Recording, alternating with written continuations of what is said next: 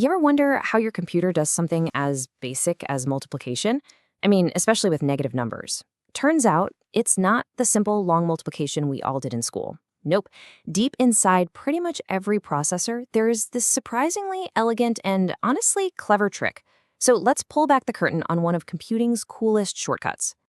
All right, so here's our game plan. We're going to start with the problem computers face with multiplication. Then we'll introduce the smarter solution. We'll see it in action, step by step.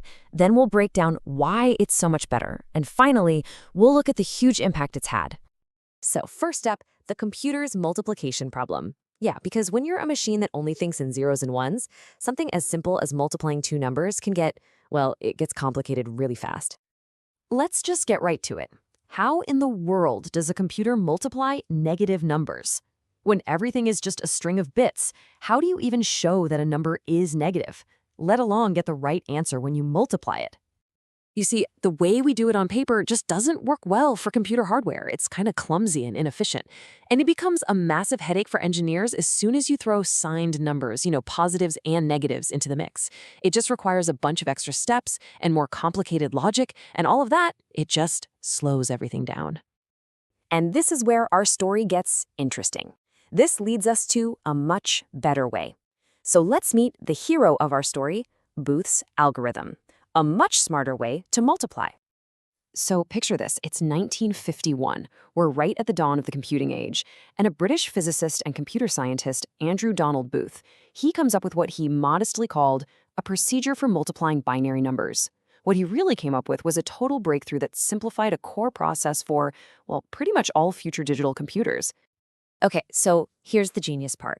Instead of just chugging along and doing some math for every single one in a binary number, Booth's algorithm is way smarter. It scans pairs of bits, and it's looking for patterns. Specifically, it's looking for the beginning and the end of a long string of ones. Think of it like this. Instead of counting every single car in a long traffic jam, you just make a note of where the jam starts and where it ends. It's just incredibly efficient. All right, now for the really fun part. Let's see this thing in action. The idea is brilliant, but watching it work is even better. So let's walk through an example together. But wait, first, there's one quick thing we gotta understand. It's called 2's complement. Just think of it as a special code that lets computers write down negative numbers using only zeros and ones. It's the standard way it's done, and it's the key to what makes Booth's algorithm so powerful. So here's the core logic. It's actually pretty simple. The algorithm just looks at the last two bits. If it sees a 0-1 pattern, it knows, hey, this is the start of a block of ones, so it subtracts.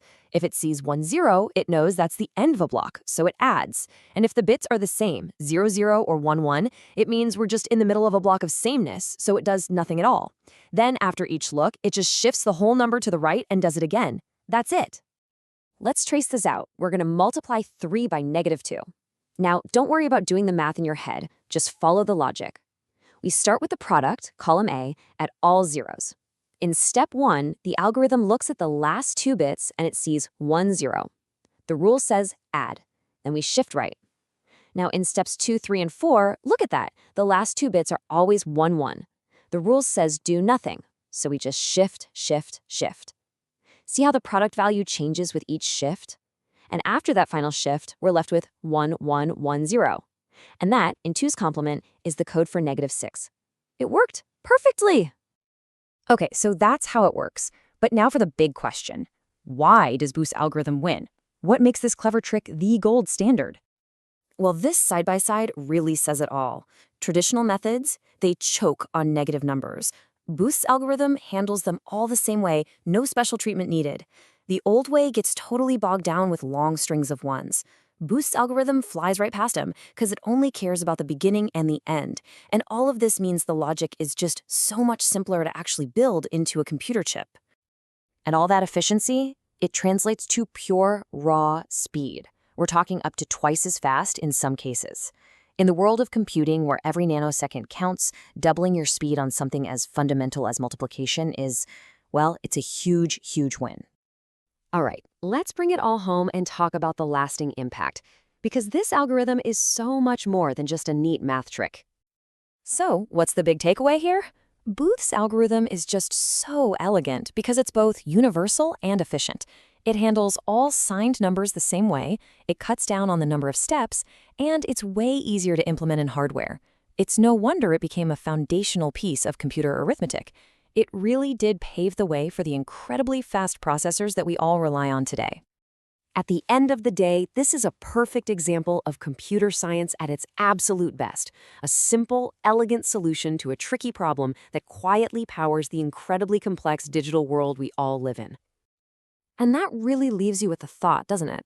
What other elegant shortcuts, what other little strokes of genius, just like Booth's algorithm, are hidden right under the surface of the technology we use every single day?